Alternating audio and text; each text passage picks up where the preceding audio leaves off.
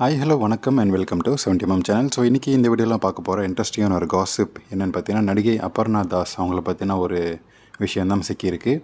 So நடிகை அபர்ணா தாஸ் நம்ம ஊரை சேர்ந்த நடிகை அப்படின்னு நினச்சிட்டு இருப்பீங்க. ஸோ மலையாளத்தை சேர்ந்த நடிகை தான். ஆனால் ஓமன் நாட்டில் பிறந்து வளர்ந்த நடிகை இங்கே வந்து நடிச்சிட்ருக்கிறாங்க.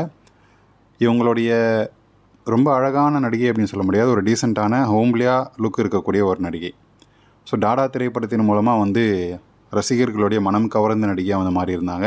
ஸோ அதுக்கப்புறம் பெரிய ஒரு ரவுண்டு வருவாங்க. அட்லீஸ்ட் அந்த சின்ன பட்ஜெட் படங்களாக இருக்கக்கூடிய 5 கோடி 2 கோடி அந்த மாதிரி சின்ன சின்ன பட்ஜெட் படங்களில் ஒரு ரவுண்டு வருவாங்க அப்படின்னு சொல்லி எல்லாருமே பெருசாக எதிர்பார்த்த நிலையில் சப்புன்னு போயிடுச்சு.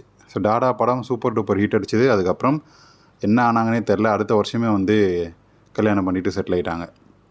ஸோ அடுத்த வருஷமே கல்யாணம் பண்ணிக்கிட்டாங்க. ஸோ கல்யாணம் பண்ண நபரும் வந்து ஒரு பெரிய ஆக்டராக இல்லை பெரிய தொழிலதிபர் அப்படின்றத கிடையாது, ஒரு சின்ன ஆர்டிஸ்ட்டு தான். ஸோ மஞ்சுமல் பாய்ஸில் 5 பேரில் ஒருத்தராக வருவார்.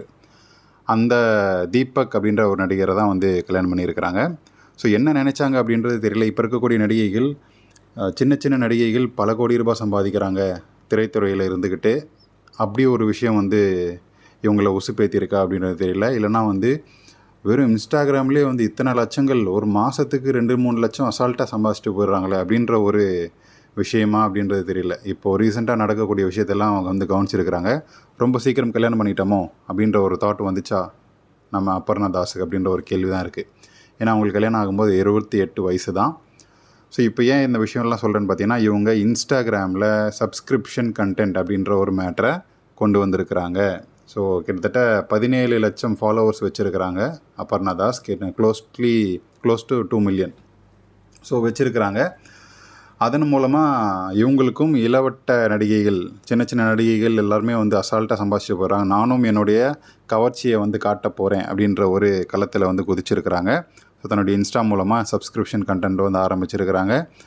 எடுத்த உடனே வந்து கவர்ச்சி காட்டணும்னு நினைக்கிறவங்க மட்டும்தான் வந்து 200+ அமௌண்ட்டை வச்சு போடுவாங்க. மற்றவங்கெல்லாம் வந்து சும்மா நானும் போடுறேன் அப்படின்னு சொல்லி ஆரம்பிக்கிறவங்களாம் 100 ரூபா அப்படின்னு தான் இருக்கும். ஸோ அப்படி பார்த்தா அபர்ணா தாஸோடைய மேட்ரு அதிகமாக இருக்க அமௌண்ட்டு அப்போ உள்ள கண்டிப்பாக ஒர்த்தான ஒரு மேட்ரு இருக்கணும் அப்படின்னு தான் நான் நினைக்கிறேன். நீங்கள் என்ன நினைக்கிறீங்க? கமெண்ட் செக்ஷனில் சொல்லுங்கள். சப்ஸ்கிரைப் பண்ணுவீங்களா நம்ம அபர்ணா தாஸோடைய கவர்ச்சிக்கு? லைக் பண்ணுங்கள், ஷேர் பண்ணுங்கள், சப்ஸ்கிரைப் பண்ணுங்கள். தேங்க்யூ.